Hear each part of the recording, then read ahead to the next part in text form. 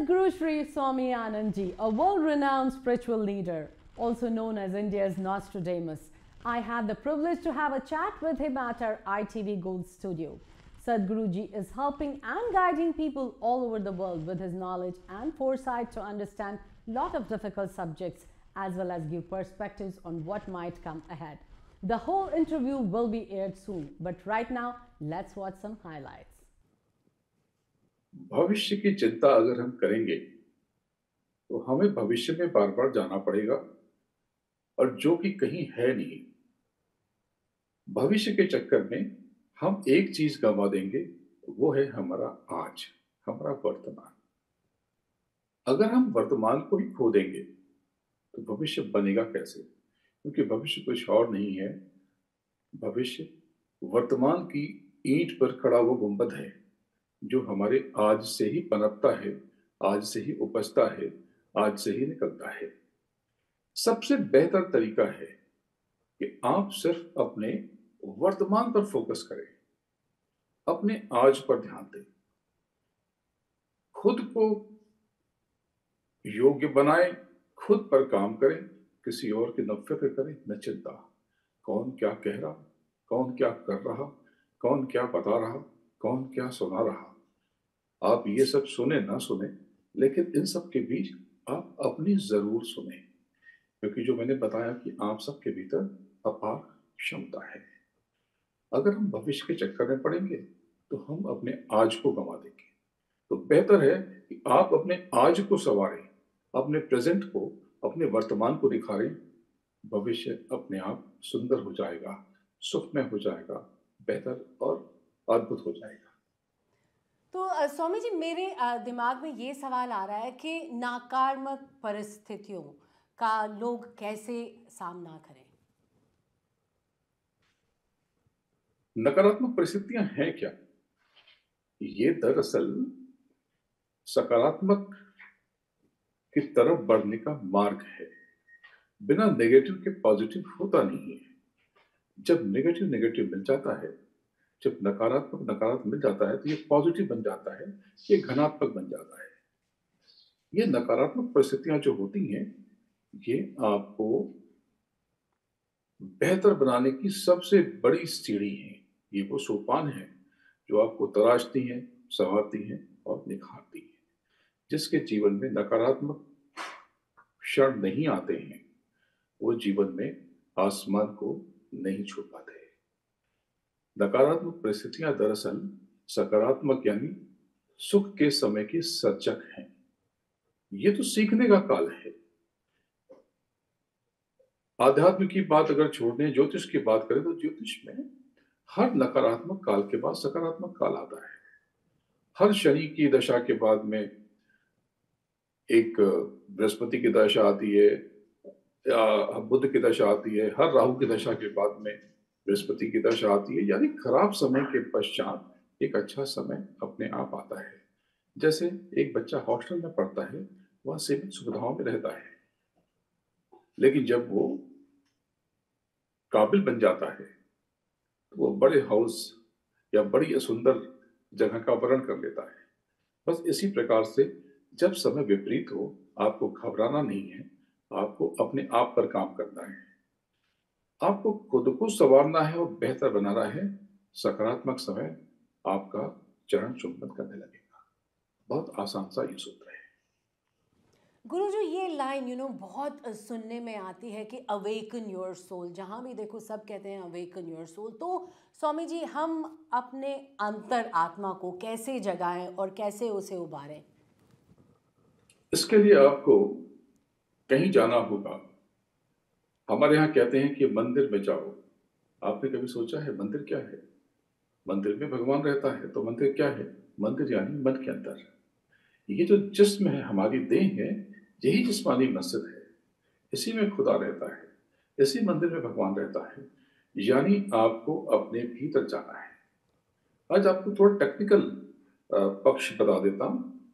हमारी जो देह है, इसमें बहुत सारे ऑर्गन्स हैं, लेकिन बहुत सारे ऐसे केंद्र भी हैं, ऐसे सेंटर भी हैं जो विजिबल नहीं है, दिखाई नहीं देते, बस महसूस होते हैं।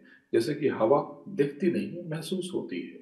सुगंध नजर नहीं आती, और उसका एहसास होता है। घृणा, प्रेम, ये सारी अनुभूतियां आप इनकी सुगंध का अनुभव कर सकते हैं, लेकिन इनको देख नहीं सकते। इसी प्रकार से हमारे भीतर 7 चक्रास हैं, मूलाधार से लेकर के सहस्त्रार तक। ये जो टॉप का जो चक्र है सहस्त्रार, जो कि यहाँ पर सर के ऊपर होता है, इसके ठीक नीचे दोनों आंखों के मध्य एक चक्र है जिसको आज्ञा चक्र कहते हैं। ये आज्ञा चक्र, ये आपका वो सेंटर है जहां पर अगर आपने खुद को समेट लिया, खुद को लपेट लिया, आपको आपने खुद को जहां पर इकट्ठा कर लिया और धीरे धीरे उस चक्र को एक्टिवेट कर दिया, सक्रिय कर दिया, तो आप वो बन जाते हैं जो आज्ञा दे और पूरी हो जाए। यानी आपकी आज्ञा वहां पर पूरी हो जाती है, यानी आप मानव शरीर में आप महामानव हो जाते हैं। बहुत सरल है, सहज है। इसके लिए क्या करें? इसके लिए आप कहेंगे कि मेडिटेशन, हाँ मेडिटेशन, लेकिन मेडिटेशन का मतलब आप समझते हैं, लोग समझते हैं, संसार समझता है कि ध्यान का अर्थ होता है आंख बंद कर लेना। नहीं, ऐसा नहीं है। अगर ध्यान का अर्थ आंख बंद कर लेना होता तो संसार में जितने ब्लाइंड लोग हैं, जितने नेत्रहीन लोग हैं, सब ध्यानी हो जाते, ज्ञानी हो जाते, पूर्ण और परिपूर्ण हो जाते। नहीं, ध्यान का अर्थ है अपने भीतर की बंद आंख को खोल लेना, यानी अपने भीतर के हिडन सेंसेस को जगा लेना, जागृत कर लेना। ये कैसे होगा? अमूमन लोग मेडिटेशन का मतलब समझते हैं कि आंख बंद करके सांसों पे ध्यान देना या दोनों आंखों के बीच में कहीं पर फोकस करना। ये इनकम्प्लीट है। मेरा जो मार्ग है शब्द योग का, शब्द योग ये सिखाता है कि इसके 3 पहलू हैं। सुमिरन यानी सिमरन अर्थात स्मरण, ये बहुत बड़ी शक्ति है। इसके बाद ध्यान और भजन। ध्यान कहते हैं देखने की क्रिया प्रक्रिया को, जो अपने भीतर की आंख से देखने की क्रिया है, दृष्टा बनने की क्रिया है। और दूसरा भजन। भजन का मतलब ये बाहरी गाना गाना नहीं, भक्ति गायन नहीं। भजन का अर्थ है अपने भीतर के कान से उस कॉस्मिक साउंड को सुनना जिससे जिसने सब कुछ रचा है, पूरी सृष्टि जिसने बनाई है, जिसको बाइबल के जॉन 2 में वर्ड कहा गया है। वहां साफ साफ लिखा है, in the beginning there was word, word was with God and word was God. हमारे कहते हैं कि आकाशवाणी से वेदों की ऋचाएं प्रकट हुई। वो भी कहते हैं कि आसमानी आवाजों से, आसमानी आवाज से कलमा और आयतें उतरी। सारे धर्म और मजहब, हैरानी की बात है कि कमोबेश एक ही बात कहते हैं, एक तरह की ही बात कहते हैं, लेकिन फिर भी हमने अपनी नादानी में अनजान रह करके हमने इसमें भेद और विभेद कर डाले।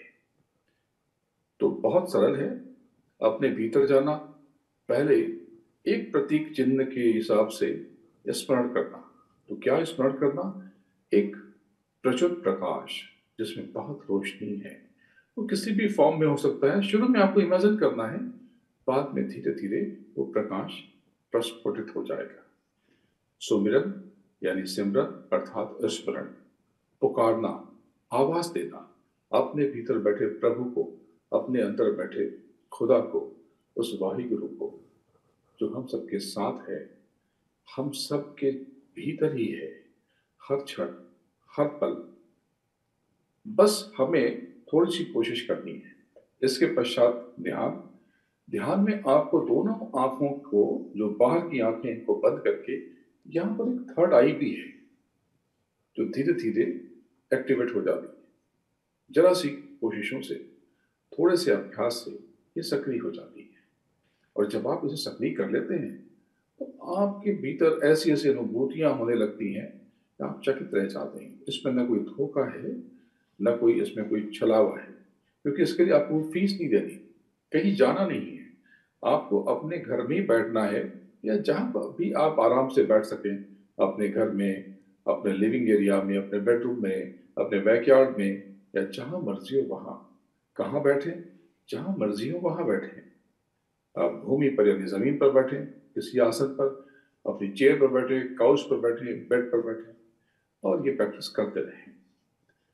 जब आप ध्यान में बैठेंगे तो एक चीज होगी कि आपके भीतर एक बिंदु निर्मित होगा, दोनों आंखों के बीच में आपको एक ब्लैक स्पॉट सा दिखाई देगा, और धीरे धीरे आपकी मानसिक क्षमता विकसित होती जाएगी। आप अंतर से, अपने भीतर से मजबूत होते जाएंगे और एक लक्ष्य की तरफ बढ़ते चले जाएंगे। ध्यान से फायदा क्या होता है? जैसे मान लें कि ये मेटल का पीस है, तो क्या हम इस हाथ में होल्ड कर सकते हैं या कट कर सकते हैं? No, no way, not possible. Why? क्योंकि हमारी और इस मेटल की सारी ऊर्जा, एनर्जी ये पूरे सरफेस पर ये बिखर जाती है। अगर हम इसे शार्प कर दें, इसे नाइफ बना दें, या इसे तलवार बना दें, चाकू बना दें, तो अब ये हथेली तो क्या, ये पत्थर और स्टील को भी काट देगी। बस यही तो है अर्जुन की एक आंख, अर्जुन की, जो अर्जुन ने देखी थी मछली की एक आंख, बस यही है। ध्यान का अर्थ है स्वयं को एक बिंदु पर लाना, एक पॉइंट पर लाना, और धीरे धीरे आपका ब्रेन फोकस हो जाता है। फिर आप जो चाहें वो कर सकते हैं, चाहे लौकिक यानी संसार का, या पारलौकिक इस संसार से परे का। इसका तीसरा हिस्सा है भजन। भजन का अर्थ है उस कॉस्मिक साउंड को, भजन का अर्थ है उस ब्रह्मांडीय नाद को जिसको कॉस्मिक साउंड कहते हैं, उसको सुनना।